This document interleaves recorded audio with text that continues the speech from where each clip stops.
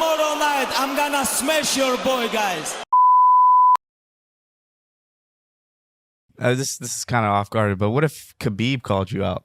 I know he's out of the UFC. Would you do that? I mean, like seriously. Oh, absolutely. That would be a fun. Would you do I would Khabib? do it because I would have to do it. Yeah. Would you troll him? I have so much respect for him. Khabib's dope. I wouldn't troll him. You wouldn't troll him at all. I'd be like, you're the best, but let's fight. Jake, you said up there that you would do an MMA fight. You said 100%. Yeah, for sure I will. You mean that? Yeah, people seem to forget that, you know, I was a state wrestler at Division I in Ohio, one of the hardest wrestling states.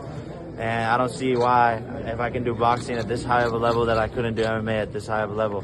You know, I'm going to go get coached up by Jav Mendez, Team Khabib, and that's You've that. spoken to them? Yeah, they're down. Really? 100%. Who would be the opponent? I don't even know. I got to finish up. I got to go 10-0, 12-0 in boxing first, and then I'll hit that MMA fight. This would be interesting, but I don't think that Khabib will do it. Khabib has a very small, close circle and is very careful on who he brings in. He is only training his close friends and his father's students. And I think Jake Paul's boxing coach is a friend of Javier Mendez. And this is what Jake meant by this. So he intends to be trained by Javier Mendez in the AKA gym, but not actually being trained by Khabib. But I do appreciate the respect that Jake has for Khabib, even though he is the biggest trash talker in this new celebrity boxing scene. For the full interview, go check the interview with Brett Okamoto on ESPN MMA YouTube channel. Habib's done. I mean, Khabib just started his own deal now, and he's out there doing his thing. I don't think he wants to fight anymore. For sure. And I think, losing his dad, he sort of lost this desire and excitement to fight. I think his dad was his driving force, and, telling him, let's do this. And now that that's gone, I don't think he'll fight again. Now he's promoting. And you've not always seen eye to eye with other promoters in combat sports. You ever see you and Khabib? Listen, I mean, I don't really fight with anybody anymore, man. It's like, listen, there's guys out there that I don't like, guys out there that I definitely don't respect, but I don't really fight with anybody anymore. Yeah, that's debatable. True. Of course, this is nothing new. We all know Khabib is never coming back, but what's interesting is how Dana responded to the question about having rivalries with other promoters. Khabib mentioned in the press conference that he still maintains a good relationship with Dana White. Dana did not really respond to Brett's question about Khabib being a promoter and whether his relationship with him will be affected or not, other than saying Khabib will learn the hard way. No, I haven't talked to Khabib about his promotion at all, but yeah, he's going to find out what it's like to be on the other side, and it's not as fun as it seems. He's going to learn. If he asks for any advice, or if he doesn't know, he's going to know.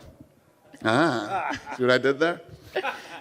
If he asks for advice or any help, will you give it to him, or are you going to kind of let him learn the hard way? Am I going to what? Are you going to let him learn the hard way, or will you give him any advice or any help? Listen, if he calls me and wants advice, I would absolutely give him advice. But yeah, I think he's going to learn the hard way. Yeah. Thank you. I think this just means that he doesn't look at it the same way Khabib does. Dana is a vicious businessman and promoter, and it doesn't matter who you are. If he sees you as a potential competitor, he is not going to be your friend. And I guess it just means that Khabib is doing something right with his new promotion.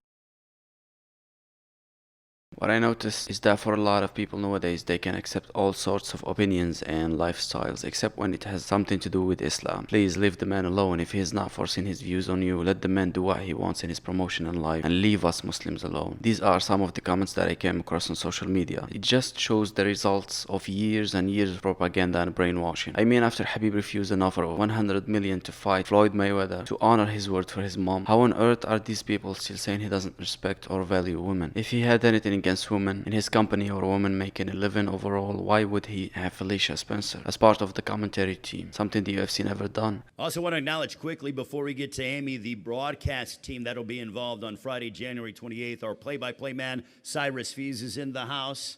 Round of applause for Cyrus Fees. Also, we have former UFC standout Felicia Spencer.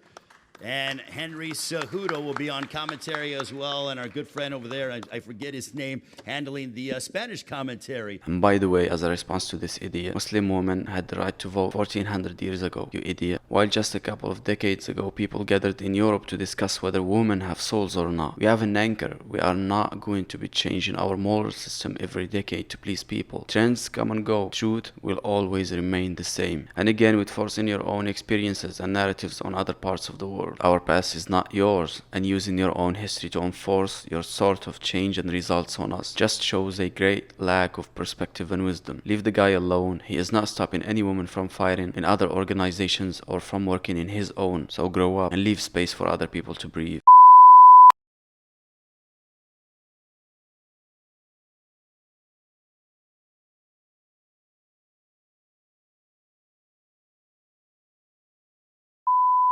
This morning I was chilling out in London, oh. Then I ended up in Istanbul.